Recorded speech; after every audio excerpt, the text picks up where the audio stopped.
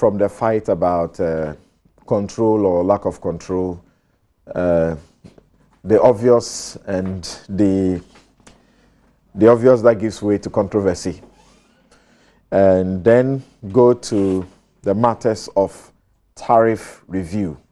And as you are aware, the PURC announced tariff review, which many people are surprised about. Many thought that such a tariff review will not happen in their lifetime in Ghana, because we are used to everything going up rather than coming down. So how did they succeed on this one? Let's listen quickly to Abubakar Jabaru, who is the Director, Regional Operations of the PURC, and AGI on the tariffs. The utilities were making their proposal based on assumptions that if all things being equal, projections. But we had the opportunity to look at the financials, look at the projections, and look at what government has done. So most of the negotiations that were done, for instance, America, for instance, the capacity charge in the past was 5.51. We had the opportunity to know that it was reviewed to 3.848. So that means that there was a great reduction. So government, having this information, made a projection that 12 to 14% will be a reduction. But when it got to us, we also had interesting interrogations, and we realized that something like distribution charge, for instance, we've had a lot of investment going to it, and Greco has improved. So we thought that, look, we have to lower the bar for you. You have to meet international standards. So from 4%, we are now doing 3.8%. And this one alone, this drop alone, is saving Ghanaians 210 million Ghana cedis for a year. This is just one intervention. And if you look at the cost of service in terms of what was residential users were paying, somebody will ask a question, why is it that it's 17.5? They were already paying 60% of the service cost.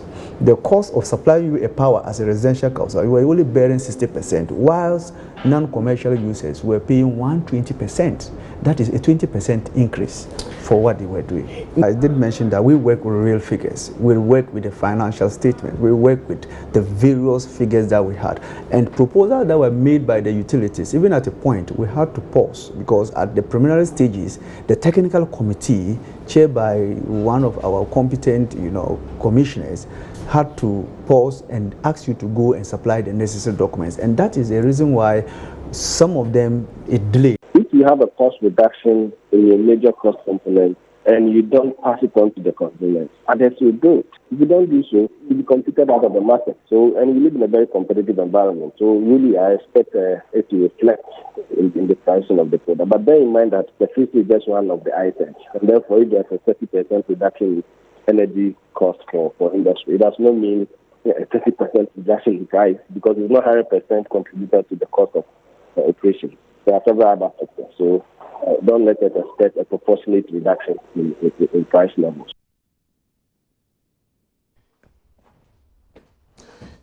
Right, so you listen to Abubakar Jabaru, who is the Director, Regional Operations of the Public Utility Regulatory Commission, and Seth Chum Akwabwa, who is the CEO of the Association of Ghana Industries, on the tariffs that have been announced. And as you know, residential consumers are getting 17.5%, while non-residential consumers, businesses, are getting 30% reduction in tariffs. People have described this as a miracle. And Mama Yaga, you understand why? That this can only be a miracle. Well, not really. Not really. Like you said, in the past few weeks that I've been quite punctual to your program, I've been telling you that there are so many other miracles that we can perform in this country. So every day that I wake up and something like this happens, it just confirms my suspicions about the way that we've been running our country.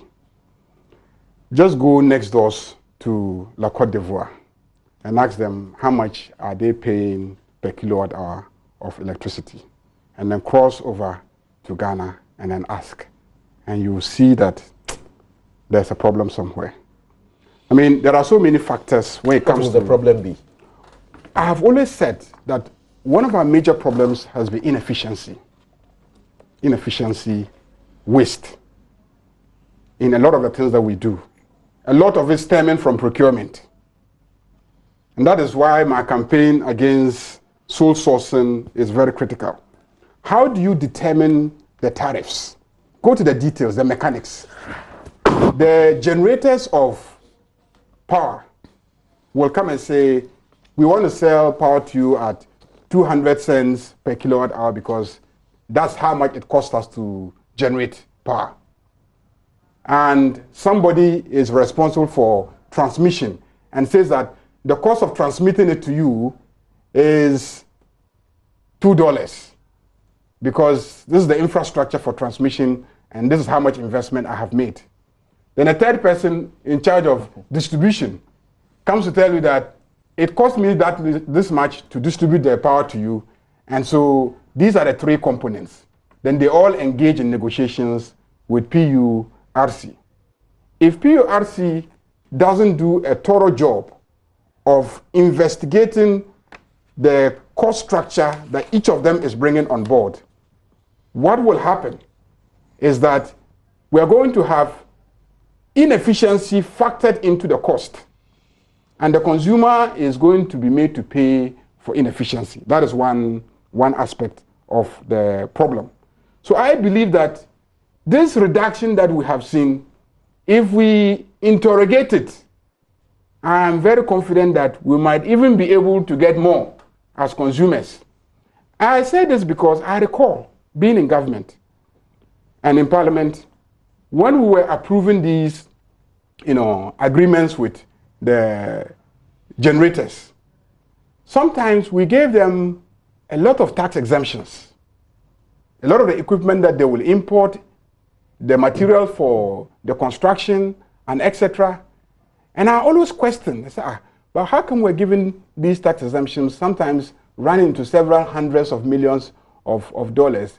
And the response from the experts will be that, when we are negotiating tariffs, we'll factor in these exemptions that we have given them in determining how much the consumer takes. So these exemptions will be passed on to consumers. Because I haven't been involved directly in the mechanics of determining pricing with the PURC, I don't know whether, as a fact, those huge exemptions that we granted these generators in Parliament were actually passed on to consumers. So when you say a miracle, I don't see a real miracle. I just think that whoever sat and negotiated paid attention to the details of whatever everybody was telling them in terms of what they were putting into the cost of production, the cost of transmission, and the cost of distribution. And I urge that we should even go further and interrogate the figures. I believe that consumers can pay a lot less than they are actually paying now. The second issue that I want to raise is, let's also be sure that this government is being factual with us in terms of really what it is that has happened. Because I hear some other experts say that they are using Recona figures of 2015 as their base. You mean government or you mean PURC? Okay. Because government has been taking credit for the reduction, I almost forgot that. No, this is not mischief. The president's announcement was that. He started. The president started with the announcement. That I will ensure that. At least 14% reduction. The PURC just be very careful. The PURC says what they have done has nothing to do with what the president has said. Yes, we are believing them. We are believing them that. You don't believe them? No, we want to believe them. We want to believe them that what they have done has nothing to do. But we are happy with the president who brings good news, and then after he has offered the good news, it actually happens. So we are happy with such a president. Now, let me continue. Please stop disturbing me. Let me continue. So the experts are saying that let's get the details first, because we have Recona figures of 2015, and each year the figures change, and the figures are the result of negotiations based on energy charge and other inputs that, producers claim went into the production. And we also have recorded figures of 2017. And we should have figures for 2018. This reduction, I'm told, is based on the 2015 figures. And the 2015 figures don't actually reflect the figures of 2018. So it could actually be very deceptive. So the PURC should publish and gazette the 2018 figures so that we will now use the 2018 figures to calculate the percentages of the decrease. And then we will be able to tell whether net benefit to consumers is an actual decrease amounting to 30% in the case of commercial consumers, and I think, is it 17% in the case of household consumers. Okay. So, two issues. One, I believe we could get more. Secondly, I also want us to be clear and factual about exactly what has happened. Franka, you're surprised that Mama Yaga will say that we can get more and we should actually look forward to that. Well, but you are in government. I don't want to draw myself into political banter The with my question brother. is, what did the president know before this announcement? In a minute. You see, I do not want to draw myself Since the announcement is unconnected to his promise. Yes, I am saying that I do not want to be drawn into a political banter with my brother, because that's not necessary for the purposes of your viewers and listeners. The most important thing I want to put on record is that His Excellency the President gave indications earlier in the year. It has happened, perhaps beyond what was anticipated. You see, when my brother started his discussion, he looked at the distribution chain from generation through to that until it gets to the consumer. That was it. But you see, we also forgot to look at one other area or aspect, that is leakage of revenue, which is very important. Stealing of power and etc. Can we imagine how much power we lose to theft as we move along? And you realize that last year, last 2 years and etc., major companies, some of them even foreign, were arrested on suspicion of power theft and etc., which means that we are losing so much to that.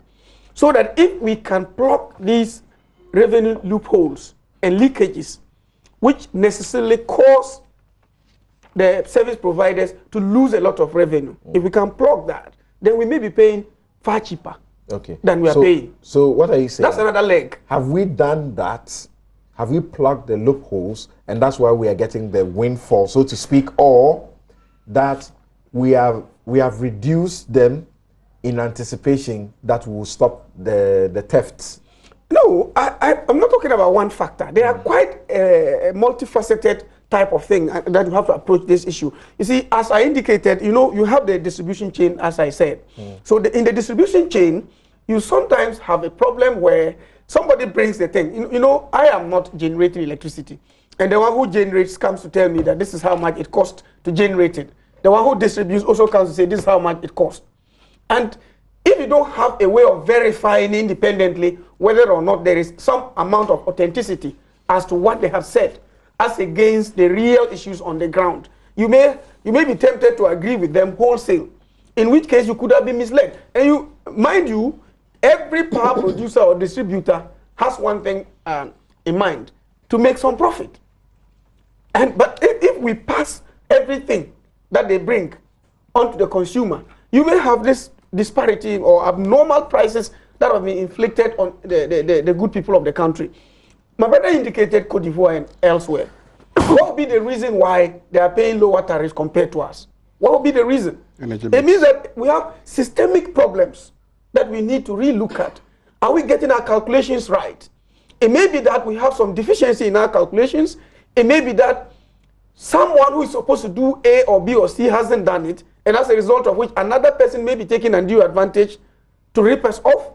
Again, as I indicated, it may just be the case that, look, we lose millions of dollars through theft and etc. And that when we are able to plug these things, we could even pay cheaper prices for electricity or as consumers. So it involves a lot of things that we need to look at holistically.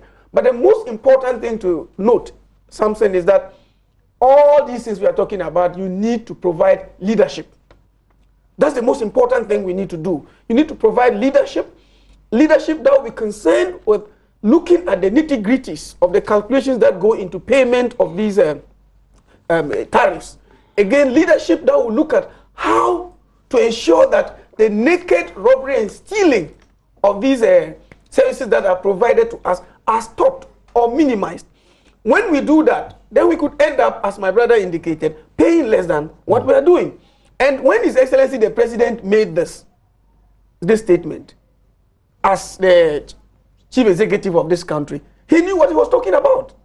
He knew very well, maybe based on facts available to him, that we were capable. Was he supposed to do so when the argument over the period, the debate had come to a conclusion that politicians ought to stop trying to suggest that they have a control over utility prices, fuel and other things? Samson, on this medium, you asked me this question before, and I gave you a certain answer. I am not about to contradict that. I will repeat it without equivocation.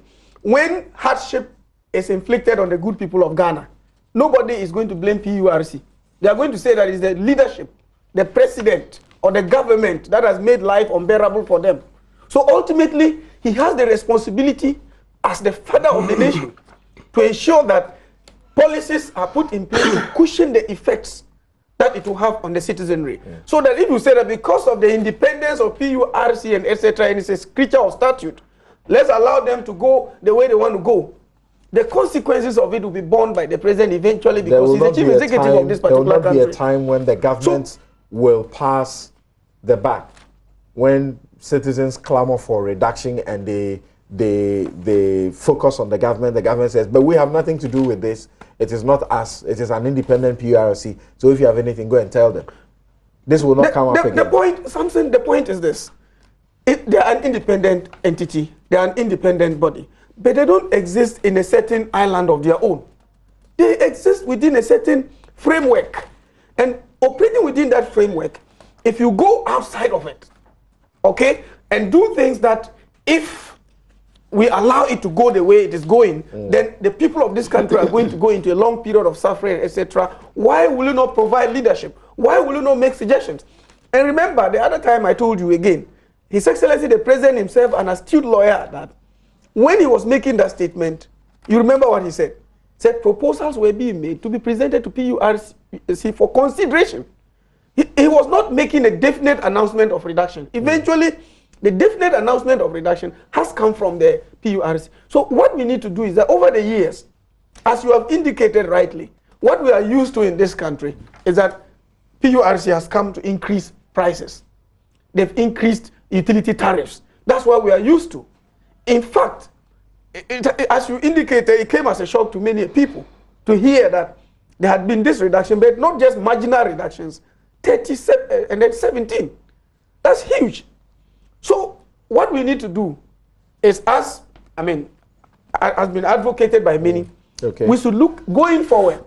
What do we do to ensure that wastages, loopholes, and exploitations by service providers and etc. are avoided, so as to keep these tariffs within manageable levels and the affordability of the ordinary person? That's the basic and fundamental thing we ought to do. Quickly, when the PURC says these are the things that it took into account, the major considerations that it took into account in arriving at the tariffs, what will you say?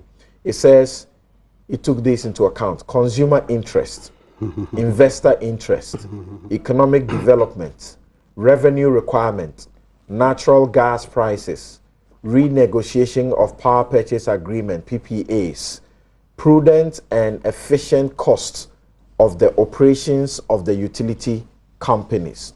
The Commission also took into consideration the impending private sector participation, PSP, concession within the electricity distribution sector. Yeah. First of all, as a consumer, this is a very welcome relief. I mean, the residential one. Of course, I also do non-residential business. Right. So, in a way, I'm a hybrid in this sense. And who is not happy with this? We're waiting for March 15th to see how it triggers in and the impact it will have on our own budgetary outlays and things. But I'm clear in my mind that this is a positive thing. If you have groups like ASEP and ICU, you know, and ISODEC, yes, all coming out to say this is positive, it must be positive because they are experts and analysts in that area with the appropriate requisite expertise and competence. But we just feel it. I am good with it. And the areas they've listed truly are areas that if you wanted to do this job, this reduction, which you consider to be a miracle, you had to take a look at. Yeah, there's a government input somewhere along the line. If you are talking of renegotiation of power purchase agreements, yes, it's obviously a governmental thing. Yes, we are told of some savings that have been made in that that's regard. Right. The capacity charges, all those things. So there's a government element, but it is not government fixing the tariffs as such. I agreed. If I were the president, I would have avoided that. I think it was reacting to a political setting where there's pressure on him that, look, during your campaign period, these were the promises you made. So if you are in office, implement them. It's a reaction, a direct reaction to the political thing. But we all know that there were consultations. The PRSU went into very comprehensive consultations with many stakeholders, including the independent power producers. But the criticism is that for as long as the president has made this public and official, the PURC couldn't do otherwise. Well, but you see, even the figures the president put out there, yeah, were not the figures that came out. You're right. The figures that came out appear better. Or far better than what the president put out there. But I don't think the act prevents government to also submit proposals to PURC. I've been trying to search for it here, but I don't think government is excluded from presenting proposals to the PURC. I don't think so. Except that, of course, once it's a president who takes up the stage and makes those statements, it could have the effect, you know, people could interpret it to mean you are directing the PURC to do something. I would hope that we get to a stage where we don't get presidents publicly, you know, engaged in that stuff. I want to be honest. They received tariff proposals from utility service providers in the electricity and water sectors, Ghana Grid Company Limited, Electricity Company of Ghana, Northern Electricity Distribution Company, Enclave Power Company Limited, and the Ghana Water Company Limited. So if you are looking for, as it were, government by way of a minister being in there, it doesn't feature. Yes, but I'm saying, but the president made his public speech.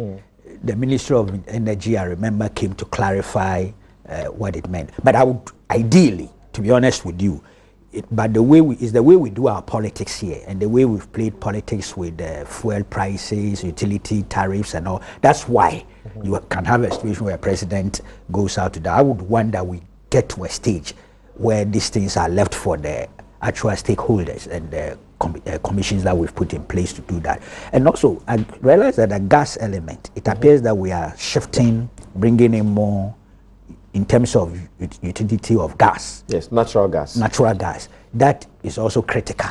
Let's be honest.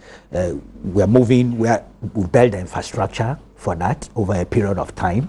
Predates this advent of this administration, obviously. But that factor, which is a national asset, is actually going to play a very positive role in future as we move forward in terms of utility tariffs, you know. So to be honest, I'm waiting for March 15th to kick in and see the impact it will have on my pocket. Right. Yeah, but let's have this point. Sure. But before then, PURC should publish the figures for 2017 at least. Okay. 2017 at least. But if they say 2018 is too early. It has told you that it is using the 2015 Gazette. But that is not right. That can be very deceptive. That's a technical thing we should. Yes, that's very deceptive. I have to be honest. I don't understand it. Maybe we need clarification. See, what happens is that on an annual basis, when they negotiate the figures, then they gazette it. They publish it as a gazette. Sure. And then that now gives you what you should actually pay as a consumer. So if you used 2015 Gazette, and we've gone past 2015, we passed 2016. Yeah, so the figures were different 2016. What is the implication you are making? I don't get it. So the implication is that if 2015 figures were, let's say, 3 cents per kilowatt hour, and then you tell me that you have, and today, I'm no longer paying 2015 figures. Yeah. I'm paying 2018 figures. And 2018 has actually increased to 50 cents per kilowatt hour. Then you wake up in the morning and announce that you have reduced utility tariff by 20%. 20% of what? 20% of what I was paying 2015, or 20% of what I'm paying today, which you haven't published. I think it's a legitimate point is raised. See, that is where the deception could be. We need some clarification. Yes, that's where the deception could be. Right. Well, Dr. Steve Manteaw, you know him. He's been on this issue from the ISODEC. Yeah. And on the back of this, he says a tariff reduction is proof that ECG does not need private sector participation. It can do these things by itself. He says privatization bleeds corruption. That's what the politicians prefer because of their interest. As stated by a former member of parliament for the Esekuma or Dobing Brakwa PCRP of Furi, each MP received, 5,000. You know, finish the point he was making as bribe before the House considered the privatization of the Ghana Telecom to Vodafone. Ghana Telecom. No. Political interference is affecting ECG operations, not the Ghanaian managers, as has been portrayed in the minds of Ghanaians. He says, we've moved on. As for the PCRP for it, it should be thrown somewhere. He didn't prove it. He went to even the Vodafone Review Committee, was unable to authenticate his claim. And then elsewhere, he's never been able to offer anything of evidential value to support it. Okay. So without the private person's involvement, we have been able to get this. So why can't they continue? Well, by my own left leanings, I'm not very comfortable with comprehensive privatization. I'm not that type.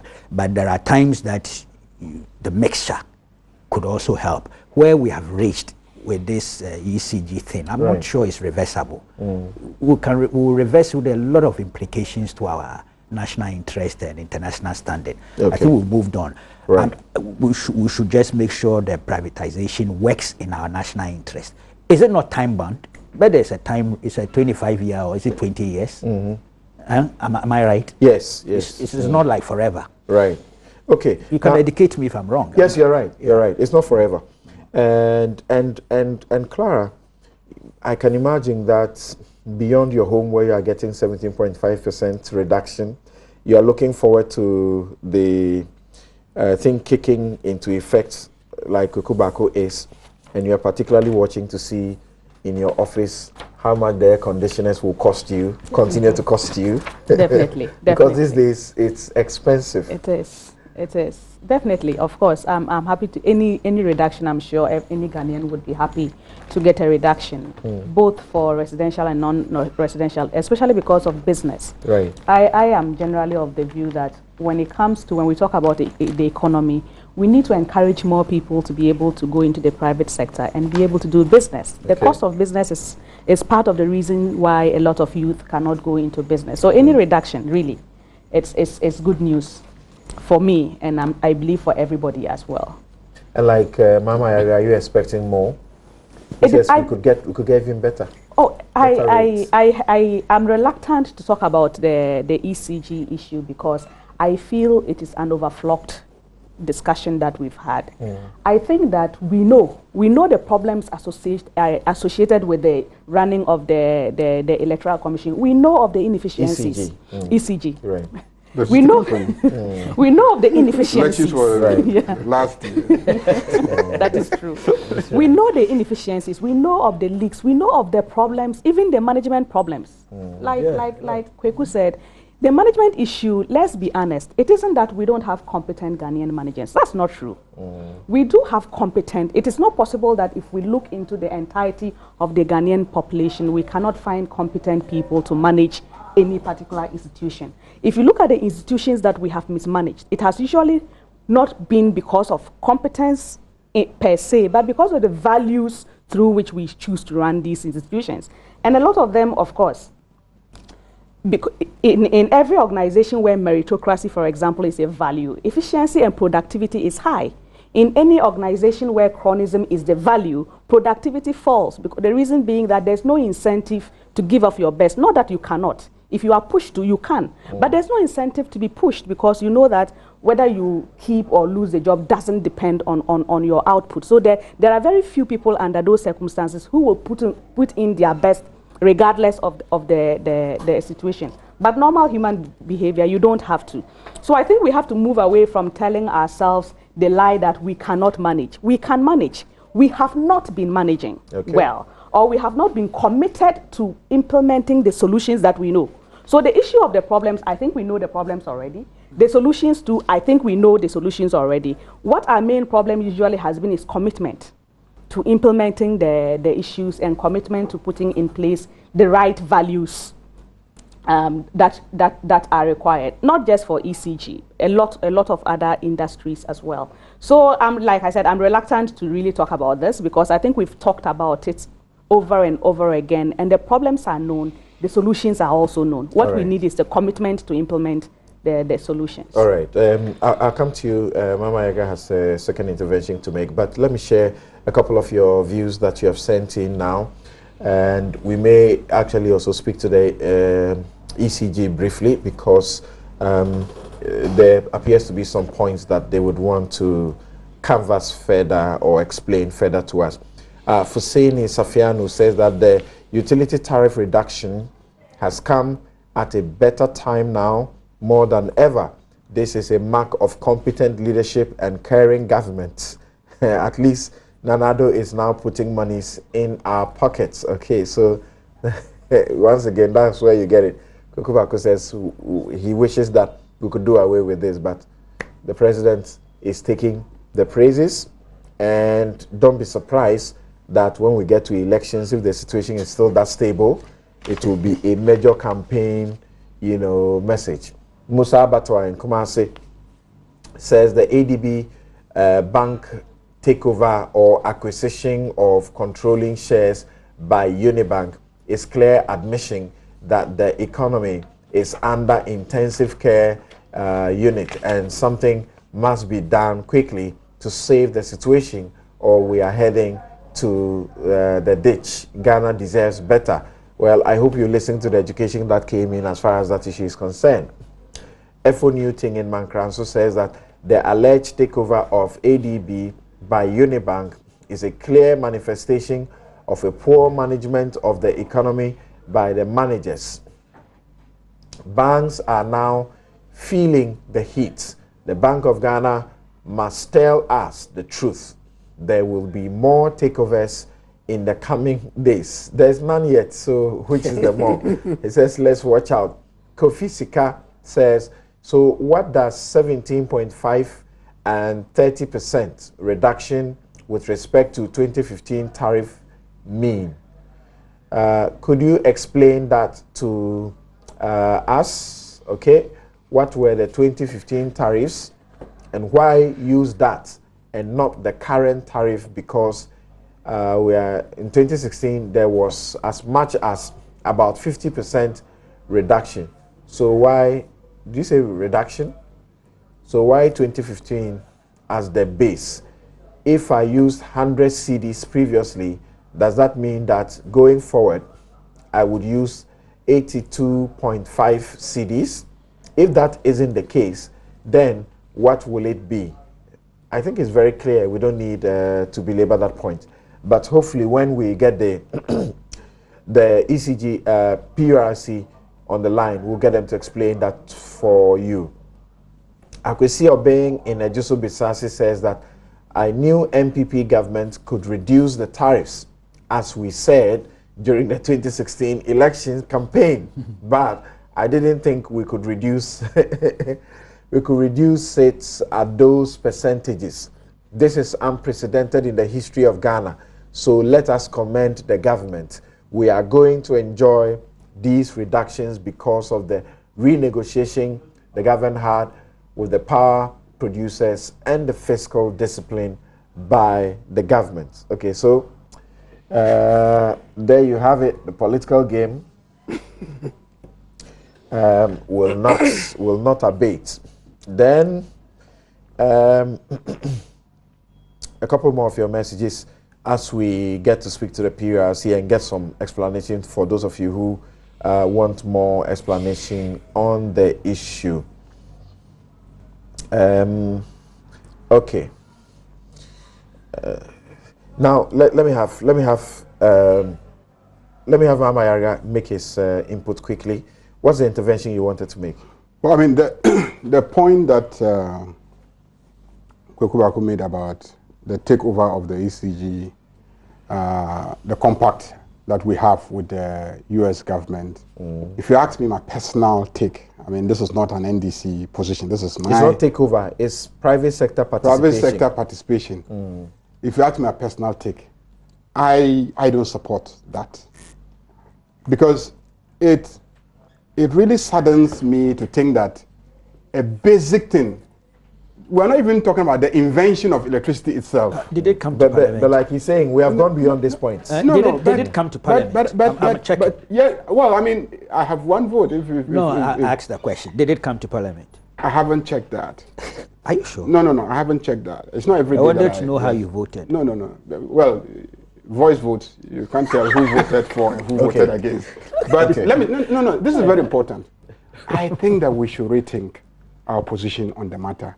I thought that this government, being a new government, had room to maneuver. This is what they did. They negotiated the processes and got a better deal, if you like. In fact, the entire deal is unnecessary, in my opinion. Because look, we're talking about just the management of distribution. We're not talking about inventing pylons and the distribution system itself. Just the management this thing of distribution in the previous government. That's why I'm saying that this is. That's why I said that this is my personal opinion. I'm terribly surprised. Nothing prevents me from having a personal opinion on the matter that I didn't hear this at the time. We didn't hear you. No, listen, why not? You see, let me tell you something that happens when you're in government. It was a lot of No, talk when you're in government. I'm actually tired. When you're in government, Just like when you're in government, you are part of a group. You can have a position. You can have a position on a matter. If, for instance, if we go to Parliament and we debate a matter, and then I lose the vote, and I come out, can I say I don't accept the decision because my side lost? No. So I can't give you the details of what my position was in government. But my point is that as we speak today, I hold a personal opinion that for something as simple as distributing and managing the distribution the horse was already bolted from the stable. It's not in my opinion too late. Let's rethink the position as a country. Let's rethink the position as a country. I think it's wrong. I think my government took the decision, but personally, I think it's wrong. And I think that if the new government has an opportunity to review the position on the matter, as a country, we can review it. I'm saying the ultimate aim of that arrangement is to bring efficiency. So we are not efficient as Ghanaians? To more efficiency and to improve the system. I disagree. That is the ultimate aim of that particular arrangement. I totally disagree. So at the end of it, you see, we've done the usual thing over the years. Some extraordinary human beings from Mars to come and do it? We've done the same things. And then we are not getting anywhere. No. So we're taking another step that will lead us to a certain result that we are clamoring and anticipating. I think it's wrong. So let's try that. I think it's wrong. It's too late in the day to cry. It's not too late. It's not too late. If a nation makes a mistake, a nation can reverse it. I think that the message to us is that we are so inefficient, incapable that we can't even manage a simple thing such as distribution of electricity. That's not correct. This is not rocket science, like she said. You remember that last week when I came, I said I had presented a position, and my proposal is that for all the state-owned agencies, the president should cede his power to appoint chief executives to boards to select chief executives on a competitive basis, on the basis of meritocracy. The point that she's making, it is the absence of meritocracy in the selection of leadership of these state-owned agencies that is resulting in the backward movements that we see in the performance of these state agencies. You are making, would you have maintained the same position in government? Well, we didn't hear him when... That's why I'm surprised. Why suddenly today? The question is not whether I said it yesterday. The question is it right or wrong? Let's ask ourselves that. Is it right or wrong? But is it the right thing to do or not? The advocacy must be actuated by some sense of principle. Well, and that principle was not born today. The principle you is had that it long ago, isn't the principle it? is that Why was it not articulated at the time? principle that if I'm wrong, I should admit that I'm wrong is what I'm following. We were wrong yesterday. This is the right thing to do. Do it and let's see. If you don't agree that it's the right thing to do, that's a different matter. But don't question my principle on the basis that today I think that this is wrong. I could have thought otherwise yesterday. Having served in government for 8 years, having experienced how systems are run in this country, having come out of government, having sat and reflected on the situation, don't I have a right for the benefit of the people that have chosen me to represent them in parliament to say that today I think this is wrong and let's rethink the way we have done it? That is a big mistake. This country, we subject every position to some level of partisan scrutiny. Yes, yesterday it happened. Today, the basic question is it right or wrong that we could do better if we put in place certain systems and mechanisms? If it's wrong, tell me that it's wrong. I don't see why we cannot manage the distribution of electricity in this country ourselves and Americans have to come and do it. It doesn't make sense to me. Thank you. So let's remind ourselves that when this government came in, it went to do a number of things about what was already, put forward as far as the ECG public sector participation was concerned.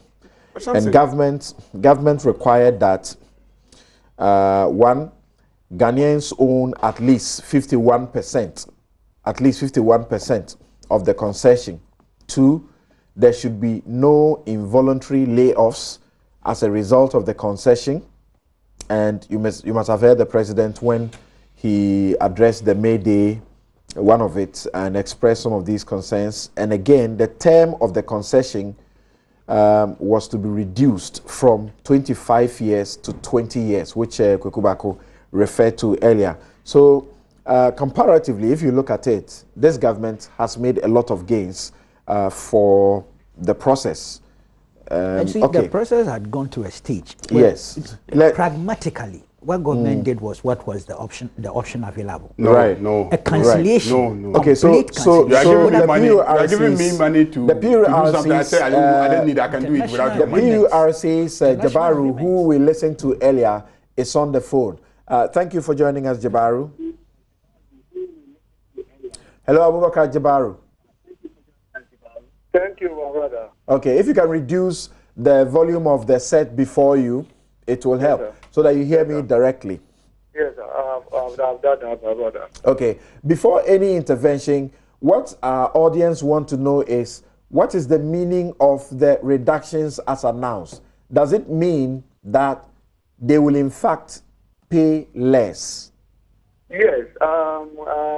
Good morning to your panelists and your viewers and listeners as well. Generally, the impact will be that people who are residential users, even after the application of the necessary levies and charges, they will have to experience relatively closer to the 17%.